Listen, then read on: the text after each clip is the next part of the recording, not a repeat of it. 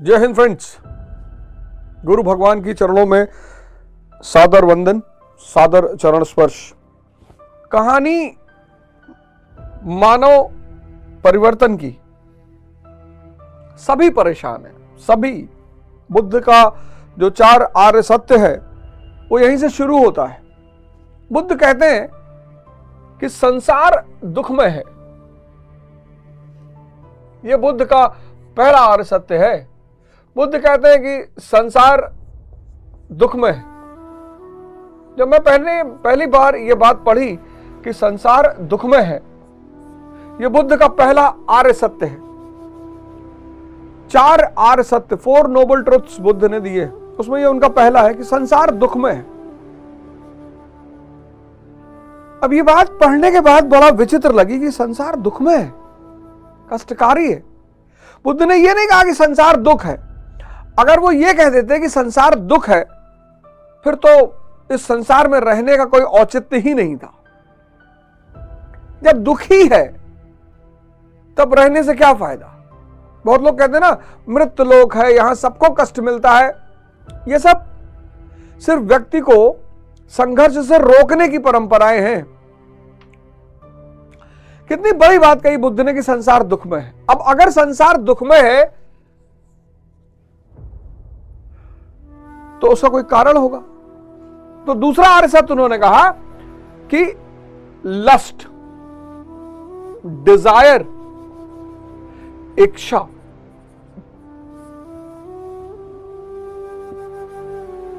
इच्छा,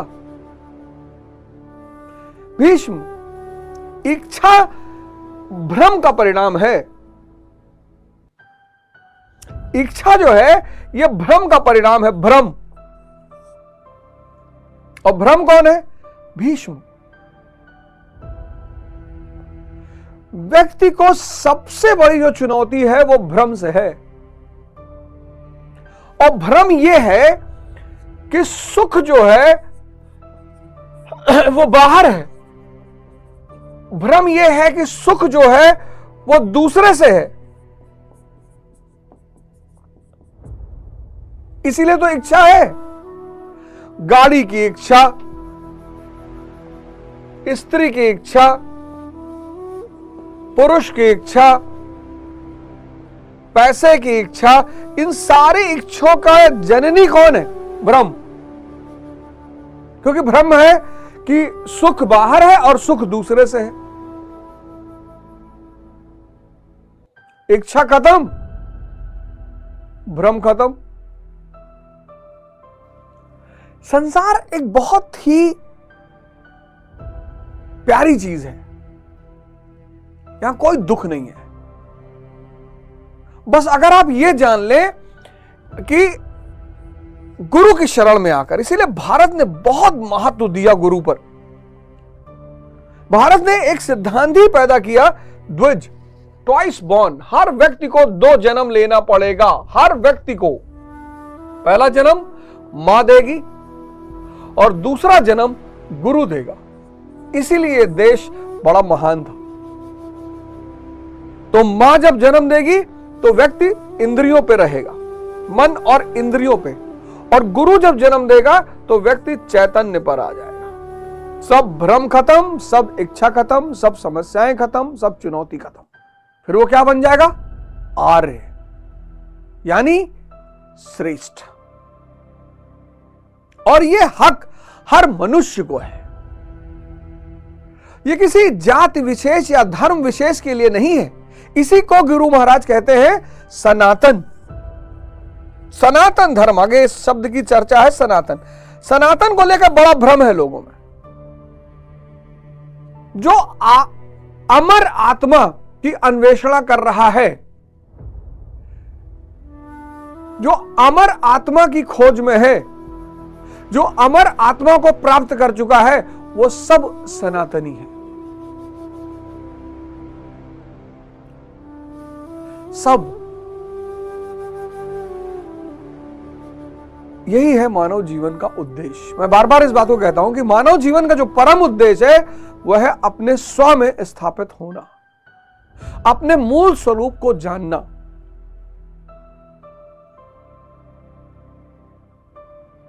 जो परम उद्देश्य है। उस परम उद्देश्य के रास्ते पे चलते हुए सामाजिक दायित्व, सामाजिक कर्तव्य, इन सबका निर्वाह करना चाहिए।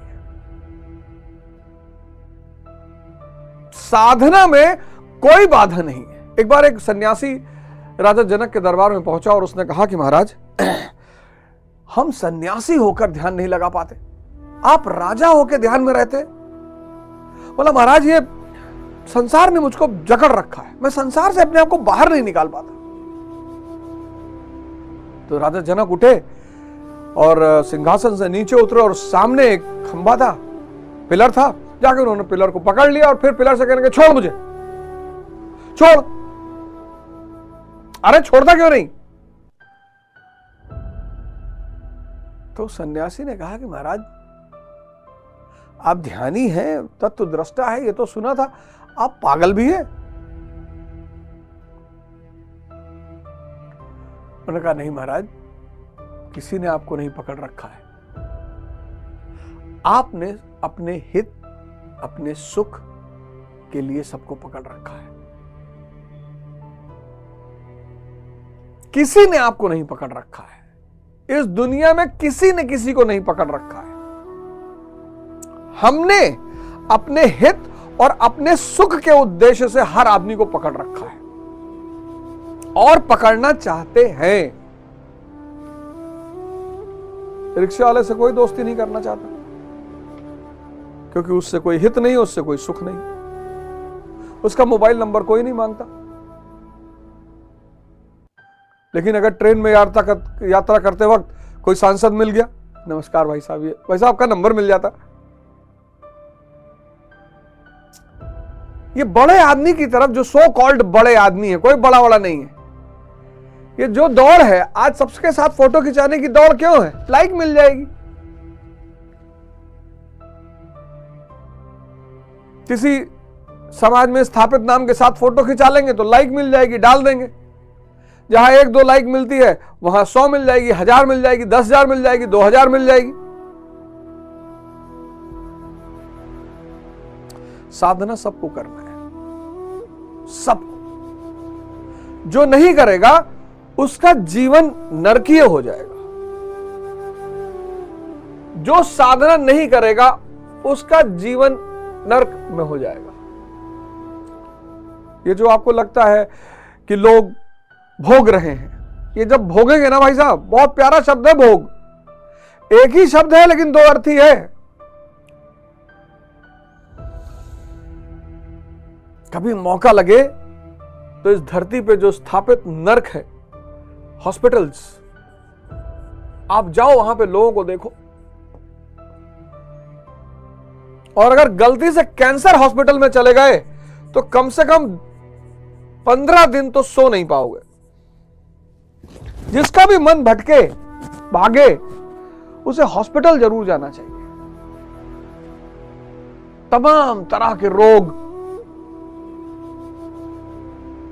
एक से एक रोग, और बुढ़ों को नहीं, जवानों को। उसमें से एक बहुत खतरनाक रोग जो आज सबको हो रहा है वो है डायबिटीज। बड़ा इसको लेकर बड़ा सारे डॉक्टर, हजारों वैद्य, डायबिटीज के डॉक्टर और वैद्यों की तो भरमार हो गई है। हर आदमी रिवर्सल करवा रहा है,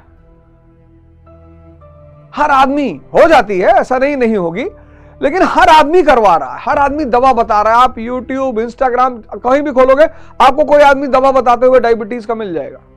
उसकी वजह यह है कि डायबिटीज नपुंसकता पैदा करती है, इंपोटेंसी। क्यों पैदा करती है? शुगर ही तो शक्ति पैदा करती है, मीठा वही तो शक्ति पैदा करती है।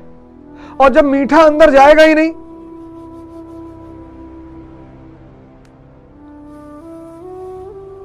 लेकिन शुगर, डायबिटीज को वही लोग क्योर कर सकते हैं जो साधना और ध्यान के रास्ते पर है। मैं उसको एक तथ्य बताऊंगा, बाकी तो दवाइयां काम करेंगी, आप दवा खाएंगे, योग करेंगे, ध्यान करें, लेकिन शुगर रिवर्स वही कर सकते हैं, ठीक वही कर सकते हैं जो ध्यानी है। आध्यात्मिक जुड़ाव है डायबिटीज का। शुगर व्यक्ति को आध्यात्मिक बनाने के लिए होती है, ऐसा मेरा मानना है। ये जो शुगर की बीमारी है, यह व्यक्ति को अध्यात्म के रास्ते पर लाने के लिए होती है कि अब बहुत खा ली है, कितना खाओगे। लेकिन बच्चों को भी हो रही है, तो बच्चों का अध्यात्म से क्या लेना देना। 4 फैक्टर हैं डायबिटीज के, मैं आज आपको बता देता हूं। ये 4 चीजों पर आप ध्यान दे दें। आप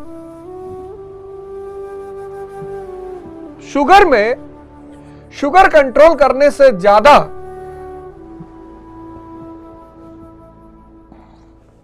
शुगर कंट्रोल करने से ज्यादा जिस चीज को कंट्रोल करना है उसको कहते हैं क्रेविंग। सारा शुगर का पेशेंट इससे परेशान रहता है, क्रेविंग। क्रेविंग को हिंदी में कहते हैं, जितने भी शुगर के पेशेंट हैं,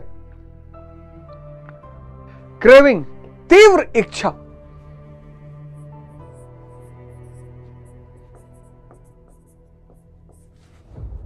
सारे शुगर के पेशेंट इससे परेशान है, क्रेविंग से। एक भूख उठती है, चावल खा ले, मिठाई खा ले,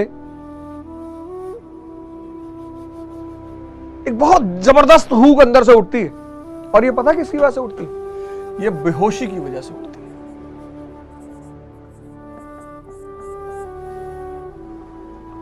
क्रेविंग, शुगर के पेशेंटों की सबसे बड़ी समस्या है क्रेविंग, यानी तीव्र इच्छा।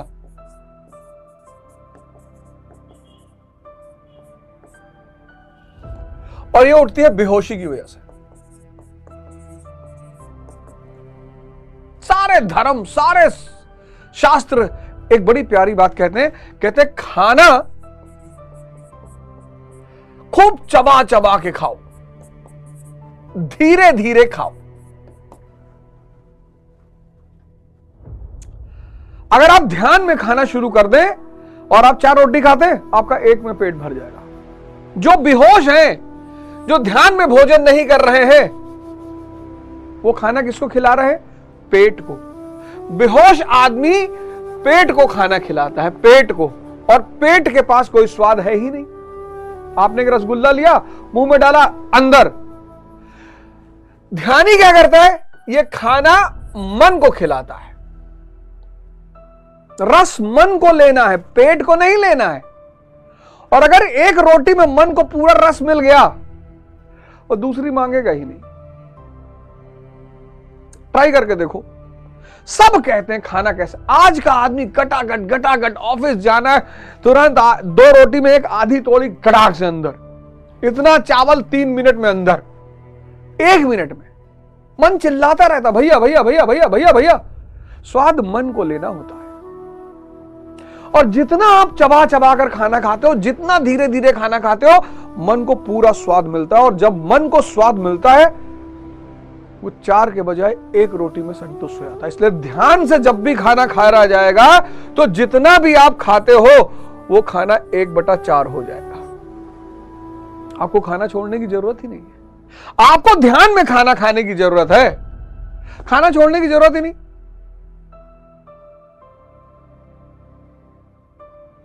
ध्यान, गुड़ लिया, हल्का सा मुंह में रख लिया, 1 मिनट तक रखे हुए हैं, मन ने पूरा स्वाद। आप गौर करना, आप करके देखना, छोटा सा टुकड़ा गुड़ का लेना, मुंह में रखना, जब भी क्रेविंग उठे मुंह में रखना, और आप घड़ी सामने रख लो और पूरा 1 से 2 मिनट होने दो। आपका मन कहेगा भैया हो गया, खा लिए भैया, मिल गया स्वाद भैया, संतुष्टि हो गई भैया। आज का बेहोश आदमी मन को कहीं से भी संतुष्ट नहीं कर रहा है, मन चिल्लाता रह जा रहा है। पहली डायबिटीज के पेशेंट की चुनौती। दूसरी चुनौती उसकी क्या है? हरामखोरी। यह उसकी दूसरी चुनौती है। बचपन में हमें याद है, हम कितना भी खाते थे, खेलते थे। बचपन का संबंध किससे है? खेलने से। और बहुत मार खाते थे, फिर भी खेलते थे। तो कुछ भी खाते थे, वो हजम हो जाता था। आज का बच्चा ना खेलने के लिए मार खा रहा है, हम खेलने के लिए मार खाते थे। मोबाइल और गैजेट तो ऐसा पकड़ लिया, बाहर जाना ही नहीं, खेलना ही नहीं। योग, पहला काम तो आपको ध्यान करना है, और दूसरा योग में आप सूर्य नमस्कार पकड़ लो बस। सब कुछ नहीं कर पाते, आप आधा घंटा तो दो भैया अपने आप को। खाओगे तो पचाओगे भी तो, मेहनत भी तो करोगे तभी तो पचेगा।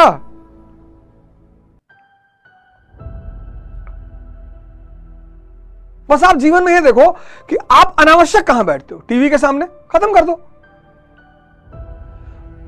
बैठ के 3 घंटा चाय पी रहे हैं परिवार के साथ, कह रहे टाइम ही नहीं है। श्रम शारीरिक करेगा आदमी तो खाना हजम होगा। ये दूसरी चुनौती है।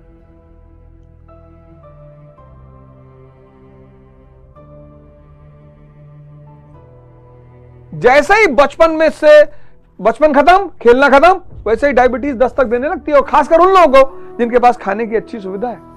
मजदूर देखो, रिक्शा वाले को देखो, उसको पता ही नहीं कि उसको कितना बड़ा वरदान है कि डायबिटीज नहीं है, उसको कितनी ताकत है उसके शरीर में। तीसरी, बदतमीजी।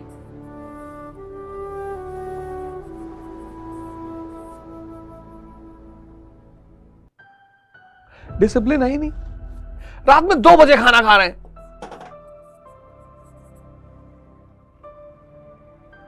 जो पूरी शरीर के ऑर्गन सो रहे हैं उसको जगा दिया, उठा के डाल दिया, एक चिकन डाल दिया अंदर। 2 बजे खाना, 1 बजे खाना, 1:30 बजे खाना, 9 बजे खाना, कुछ है ही नहीं जीवन में डिसिप्लिन। भैया आप पिक्चर हॉल में बैठे हो, मूवी देख रहे हो, भुना हुआ चना रख लो, वहीं खाते रहो।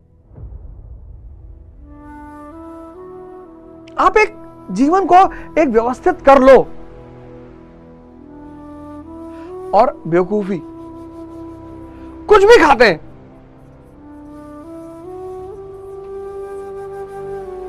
कुछ भी। चलो बच्चे कुछ भी खा लें। आज जो रेस्टोरेंट्स हैं, होटल्स हैं, उनका उद्देश्य है कि व्यक्ति के जिह्वा को खूब एक्टिवेट कर दो। मेयोनीज, मसाला, स्पाइसेस, फ्राई, रोस्टेड। खाने का काम है शक्ति में वृद्धि। खाना जीभ के लिए नहीं खाया जाता, खाना शरीर को बल देने के लिए है। जीभ को सिर्फ अय्याशी कराने के लिए नहीं है। कुछ भी, मैगी ठीक है, कभी अर्जेंसी में खा लिया, कभी भूख लगी है, किसी और कोई साधन नहीं, वो भी खा लिया, कोई दिक्कत नहीं।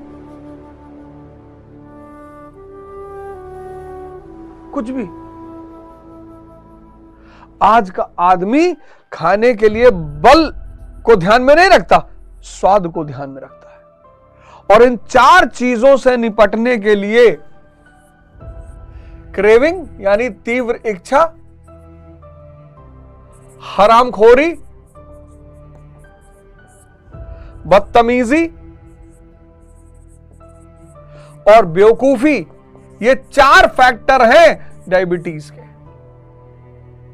और इन चारों से निपटने के लिए जिसकी जरूरत है वो है साधना। इसलिए मैं कहता हूं कि डायबिटीज जो है वो अध्यात्म के मार्ग पर लाने की बीमारी है। अगर ये आप नहीं कर रहे हैं तो आपका जीवन दवा पे चलेगा। आप किसी से भी दवा करा लीजिए, और अगर आपने ये करना, साधना करना शुरू कर दिया तो संभावना है कि धीरे धीरे आपकी दवा छूटेगी और रिवर्सल हो जाएगा।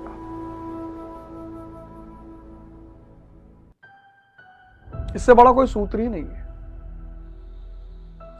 सिर्फ दवा काम नहीं करेगी। अगर आप सिर्फ दवा पे निर्भर रहेंगे तो फिर दवा ही चलेगी, फिर तो दवा ही चलेगी। और इसके साथ आपने साधना किया, तो जब साधना करेंगे तो क्या हो जाएगा, आप एक्सरसाइज करेंगे, आप फूड मैनेजमेंट कर लेंगे, आप व्यवस्थित दवाएं लेना शुरू कर देंगे, बस रिवर्स हो जाएगी। तो साधना सबको करनी है, सबको, कुछ मतलब कोई बच ही नहीं सकता उससे। अब हम जिस फेस में गीता में एंटर करने जा रहे हैं, वो फेस हर व्यक्ति के जीवन में आता है। जब वो साधना शुरू करता है तो हर व्यक्ति के, हम सब उस रास्ते से गुजरते हैं। वो बड़ा खतरनाक सा फेस है वो, विषाद, भय कि ये क्या यार, सब छूट जाएगा, यहां छोड़ने के लिए कौन तैयार है धरती पर, जबकि छूट वैसे भी जाएगा। मौत सबको सब छुटा देगी, लेकिन जीवित रहते हुए छोड़ना। कबीर ने कहा नहीं, कबीरा खड़ा बाजार में लिए लुगाटी हाथ, और जो घर जा रहे आप ना सो चले हमारे साथ। कोई नहीं आया। यहां लोग घर बनाने के लिए परेशान है। इसीलिए पुरोहितों का वर्चस्व समाज में कभी खत्म नहीं होगा, कभी नहीं होगा। कोई माई का लाल पैदा नहीं हुआ जो पुरोहित के वर्चस्व को खत्म कर दे। चाहे हिंदू पुरोहित, चाहे मुसलमान, चाहे क्रिश्चियन, चाहे जो भी पुरोहित हैं, उनका वर्चस्व कभी खत्म नहीं हुआ। क्योंकि पुरोहित जो है वो सपने को पूरे करने का वचन देता है। आईएएस बनना चाहते हो, हम बनाएंगे। धन कमाना चाहते हो, सुंदरतम स्त्रियां चाहते हो, सुंदरतम पुरुष चाहते हो, हम दिलाएंगे। अध्यात्म कहता है ये सब छोड़ दो, ये सब मट्टी है, माया है, बेकार है। अरे भैया तो समझ में तो आए, समझ में तो आए कि मिट्टी है, माया है, बेकार है। बिना समझे छोड़ दें। लेकिन तब पर भी संतों के पास तमाम लोग जाते हैं, और वो भी दुनियावी फिराक में जाते हैं। वो जो तमाम लोग जाते हैं वो 99 दुनियावी फिराक में जाते हैं, 1%। और संतों को उसी 1% की जरूरत भी होती है। बाकी वो अपना कृपा, अपना आशीर्वाद सब पर बनाए रखते हैं। सद्बुद्धि भी बनी रहती है, घर में आचरण बना रहता है, सद्भावना बनी रहती है, प्रेम बना रहता है। और फिर कब भगवान किसके ऊपर अपना हाथ रख दे ये किसी को पता नहीं होता। जिन साहब ने मुझे यथार्थ गीता दी, बंबई में, कल्याण में रहते हैं वो, तो उन्होंने मुझे दिया तो कहा कि भैया ये किताब पढ़ लेंगे तो आपकी जीवन बदल जाएगा। और मेरा तो बदल गया। फिर मैं महाराज जी के पास जाने लगा। 2-4 लाइनें मुझे बड़ी अच्छी लगने लगी, पढ़ने लगा, मुझे समझ में आने लगा। फिर मेरे श्रेष्ठ हैं श्रीकांत यादव जी, हमारे एक गुरु वो भी हैं, बहुत बड़ी हस्ती, बड़ी महान हस्ती, प्रयागराज में रहते हैं, कीटगंज में। वो भी महाराज जी को पढ़ते हैं, सुनते हैं। महाराज जी से बड़ा अच्छा संबंध, बड़े अच्छे संबंध हैं उनके। और वो बेचारे हमको रात रात भर बैठ के गीता पढ़ाएं, श्रीकांत यादव जी, रात रात भर। हम जब प्रयागराज पहुंचे, हम बुला ले, आओ बैठो, और पढ़ाएं। अब ये राज आपके सामने रखना बहुत जरूरी था।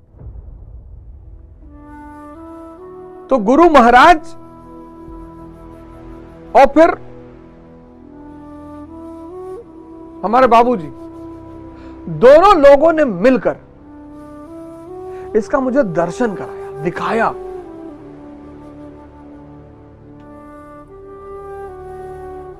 और आज भी वो सारी प्रेरणा यही दोनों लोग देते हैं। भगवान ने हाथ रख दिया सर पे। आप लगे रहिए, आप इसकी चिंता मत करिए मेरे जीवन में परिवर्तन कब आएगा। आप लगे रहिए, सेवा करते रहिए, साधना करते लगे रहिए, घबराइए मत। मेरा आपसे वादा है, बिना किसी आकांक्षा के, बिना किसी आशा के, बिना किसी इच्छा के आप लगे रहिए। किसी न किसी दिन भगवान स्वयं अपना हाथ आपके सर पे रखेगा। तो बात यह चल रही थी कि जब भी कोई व्यक्ति साधना में आता है, इसकी बड़ी चुनौतियां हैं साधना की। पहले शुरुआती आरंभिक चुनौतियां, उसके बाद तो बड़ा आनंद आने लगता है। और एक बार आनंद आना शुरू हुआ फिर तो पीछे कोई आता ही नहीं, फिर तो पीछे कोई आता ही नहीं। सारी लड़ाई यहीं तक है, आनंद आने की। एक बार आनंद आने लगा फिर तो पीछे कोई आता है। तो वो अर्जुन के सामने भी वही चुनौती है। अब वो अर्जुन क्या कह रहा है भगवान से? तो अब अर्जुन उस चरण में एंटर करने जा रहा है जहां मैंने कहा हर साधक की एंट्री होती है, और वो बड़ा बड़ा खतरनाक सा चरण है, बहुत खतरनाक। इस दुनिया को माया मानना मन के लिए संभव नहीं है। मन ही माया है, तो जब तक मन है तब तक माया जिंदा रहेगी। इस दुनिया को माया मानना मन के लिए संभव नहीं है, क्योंकि सारी माया मन के चारों तरफ घूमती है। भैया रोल्स रॉयस में बैठोगे आनंद की फीलिंग आएगी, 10 करोड़ की गड्डी पे बैठ लेट जाओगे आनंद की फीलिंग आएगी। मन ही माया है।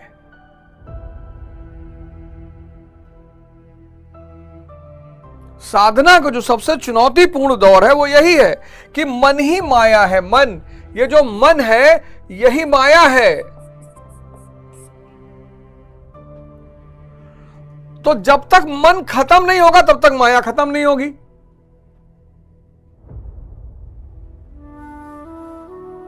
इसलिए तो लोग बहुत परेशान होते हैं कि भैया आनंद आ रहा है इस माया का, कैसे छोड़ दें? पत्नी, बच्चा, घर परिवार, रुपया, पैसा, स्त्री, पुरुष, सब में सुख मिल रहा है, दुख तो खैर चलो आ ही रहा है, सुख भी तो मिल रहा है, उसको कैसे छोड़ दें? लेकिन ये सारा मन माया का संबंध है। मन खत्म, माया खत्म, उसके बाद व्यक्ति भी खत्म। मरो ए जोगी मरो। गोरखनाथ जी का सबसे जबरदस्त श्लोक है, मरो ए जोगी मरो। कुरान भी यही कहती है, मुंता अतला किबला मुतु, मरो ए जोगी मरो। अब अर्जुन जा रहा है उस फील्ड में। 22वां श्लोक, 22वां श्लोक कह रहा है, याव देता निरक्ष अहम युद्ध कामना व्यवस्थितान कैमर्य सह युद्ध व्यायाम स्मनर युद्ध व्यायाम स्मन रण समुद्र में। मतलब जब तक मैं इन स्थित हुए युद्ध की कामना वालों को अच्छी प्रकार देख न लूं, इस युद्ध के उद्योग में मुझे किन किन के साथ युद्ध करना योग्य है, इस युद्ध व्यापार में मुझे किन किन के साथ युद्ध करना है। अब अर्जुन एक्टिवेट हो रहा है, कह रहा मुझे देखना है मुझे किससे किससे लड़ना है। साधारण सा श्लोक है, मुझे कह रहा मुझे देखना है मुझे किससे किससे लड़ना है। यह बड़ी बात है, लेकिन व्यक्ति को पता ही नहीं चलता, आजीवन व्यक्ति को पता नहीं चलता कि वो अनजाने में किस चक्रव्यूह में फंसा हुआ है, अनजाने में किस चक्रव्यूह में फंसा हुआ है। मैं के चक्रव्यूह में फंसा हुआ है, अज्ञानता के चक्रव्यूह में फंसा हुआ है, आसक्ति के चक्रव्यूह में फंसा हुआ है, भ्रम के चक्रव्यूह में। ये इन्होंने ही तो चक्रव्यूह बनाया था जिसमें अभिमन्यु फंस गया। लेकिन अभिमन्यु अभय मन चक्रव्यूह में घुसा तो, पर बिना गुरु के घुस गया। श्री कृष्ण है ही नहीं साथ में, हृषिकेशम साथ में है ही नहीं, तो मारा गया। चाहे जितना अभय मन हो, लेकिन अगर बिना कृष्ण के अंदर चला जाएगा तो मारा जाएगा। बिना गुरु तो संभव ही नहीं।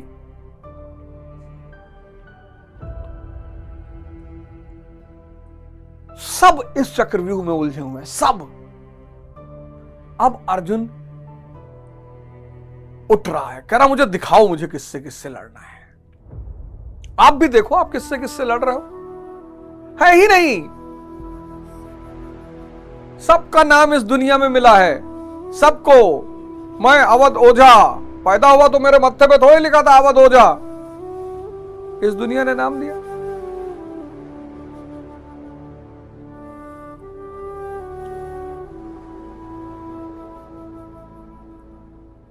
और दुनिया में फिर इस मैं के साथ समाज जुड़ गया, परिवार जुड़ गया, देश जुड़ गया, जाति जुड़ गई, मैं और मजबूत होता चला गया। समाज का काम ही है मैं को मजबूत करना, नहीं तो समाज खत्म हो जाएगा। फिर अज्ञानता, अज्ञानता लगता है कि इंद्रिय और मन के सिवा कुछ है ही नहीं, शरीर के सिवा कुछ है ही नहीं। शरीर को रंगो पोतो, शरीर को बढ़िया खिलाओ, शरीर को मस्त रखो, बाकी कुछ है ही नहीं। आसक्ति, जिनके पास धन नहीं है उनसे पूछो, फर्जी जुड़े हुए लोगों से, कोई पूछने वाला नहीं है। भ्रम, स्त्री से मजा आ रहा है, पुरुष से मजा आ रहा है, गाड़ी से मजा आ रहा है, जिनके पास है वो क्यों सुसाइड कर रहे हैं। आईएएस अफसर सुसाइड कर ले रहा है, गाजियाबाद में आके ट्रेन के नीचे लेट जा रहा है, जहर पी ले रहा है।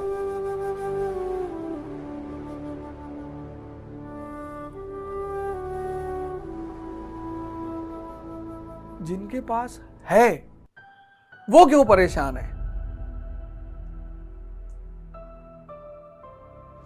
अर्जुन कह रहा मुझे दिखाओ, 22वें श्लोक में अर्जुन कह रहा मुझे दिखाओ कि मुझे किससे किससे लड़ना है। यह बड़ी बात है, यह साधना पथ की बड़ी बात है, जब आपको यह जानना हो कि आपको किससे किससे लड़ना है। 23वां श्लोक, योत्स्यमान वेक्षाहम या एतत्र समागतः धृतराष्ट्रस् दुर्बुद्धिर युद्धे प्रिय चिकीर्षवा। दुर्बुद्धि दुर्योधन का युद्ध में कल्याण चाहने वाले जो जो लोग इस सेना में आए हैं, उन युद्ध करने वालों को मैं देखूंगा। इसलिए खड़ा करें मोह रूपी दुर्योधन। मोहमयी प्रवृत्तियों का कल्याण चाहने वाले जो जो राजा इस युद्ध में आए हैं, उनको मैं देख लूं। यह है साधना की शुरुआत। दिखाई पड़ने लगना कि यार मैं सुबह 4 बजे उठना चाहता हूं, आप सुबह 4 बजे उठना चाहते हो, आपके पापा आके कहते हैं मत उठो, आपकी मम्मी, आपके रिश्तेदार, आपके दोस्त कोई आता है उस वक्त सभी सो रहे होते हैं, तो कौन उठने नहीं दे रहा है? मन। आप 5 घंटा पढ़ना चाहते हो, कौन नहीं पढ़ने दे रहा है? मन। आप नशा नहीं करना चाहते हो, नहीं करना चाहते हो, लेकिन कौन उसके पक्ष में सारे तथ्य रख देता है? मन। अरे सभे पियत है, अमेरिका लंदन में तो नान नान बच्चे पियत हैं। आप ध्यान योग करना चाहते हो, कौन कल के लिए टाल रहा है? मन। ये साधना पद की पहली शुरुआत है, खुद पर नजर का आना।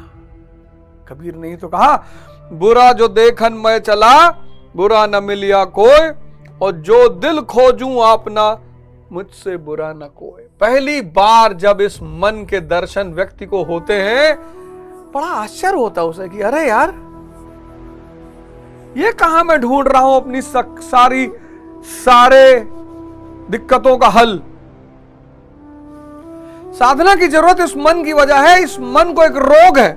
देखो अर्जुन पलटा अपनी तरफ, ये अपनी तरफ पलटना ही पहला चरण है।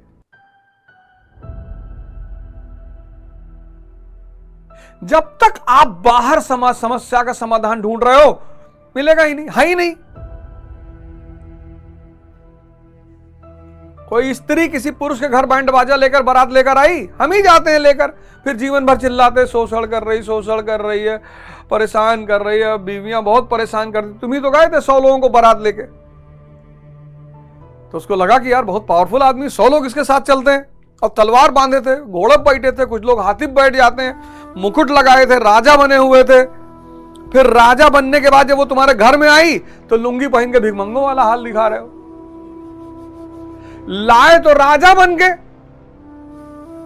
तुम सोच के देखो, पहली बार कहते हैं ना, first impression is the last impression. आप गए तो उसने देखा आपको शेरवानी पहने हैं और जो है बढ़िया जो है मुकुट लगाए हैं और तलवार लगाए हैं और जूता शानदार पहने हैं और घड़ी लगाए है और काजल और बढ़िया चमक रहा है, जानदार है। और जब वो घर में आई, एक फटी बनियाइन पहने हो, लुंगी बांधे हो, खैनी बना रहे हो, तुम सोच के देखो, इमेजिन, दोनों चित्र का इमेजिन करो।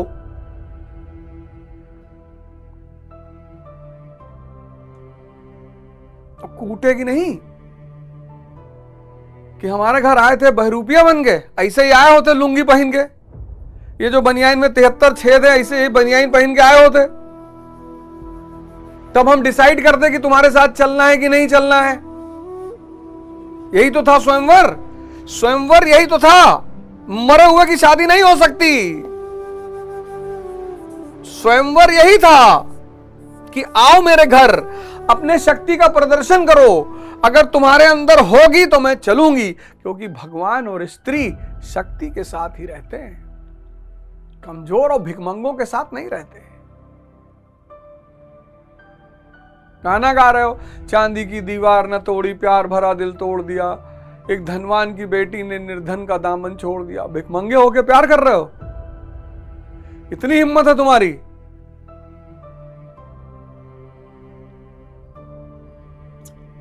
एक तो भिखमंगे हो, ऊपर से प्यार कर रहे हो। और जिसको प्यार कर रहे हो, अगर उसको चांदी की दीवार चाहिए, लाके दे दो। हैं? फिर स्त्रियों को गाली दोगे, स्त्रियों के खिलाफ लिखोगे, स्त्रियों को उल्टा सीधा बोलोगे, स्त्री आज की स्त्रियां खराब हो गई। कहीं कोई कुछ नहीं खराब हुआ। 5000%, 5,00,000%, 5 करोड़% कोई स्त्री खराब नहीं हुई। पुरुष कमजोर हो गया, साधना छोड़ दी ना। और साधना ये मन के लिए, ये जो तो हमारा ये साधना क्या है? मन का एक बहुत बड़ा फीचर है आदत। इसको समझ लेना बहुत जरूरी है, आदत।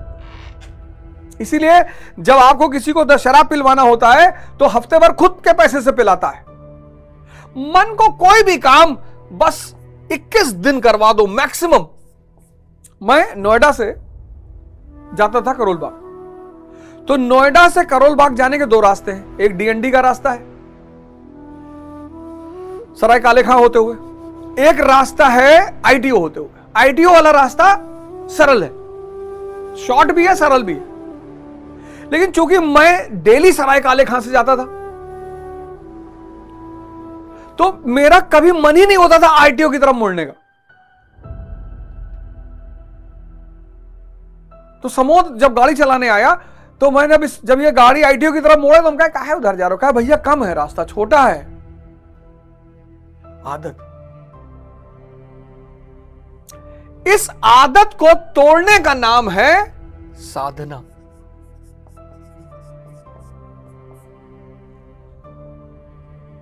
और जब कोई चीज टूटती है तो कष्ट नहीं होगा। तुम शुरू तो करो यार, आओ एक कदम आगे निकालो। गुरु महाराज तो है ही है साथ में। कुछ नहीं होगा मोटिवेशन से। अगर तुम्हारा जीवन 99% मेहनत और 1% मोटिवेशन पर चलता है तो तुम महान बन जाओगे। और अगर इसका उल्टा है तब कुछ नहीं कर पाओगे। 99% मेहनत और 1% मोटिवेशन पर जीवन चलना चाहिए। सुनो यार, बहुत सारे लोग इस देश में अच्छा बोल रहे हैं, बहुत सारे लोग हैं, बहुत सारे। मैं नाम गिनाऊं तो 1-2 लोग नाराज हो जाएंगे। बहुत सारे। कभी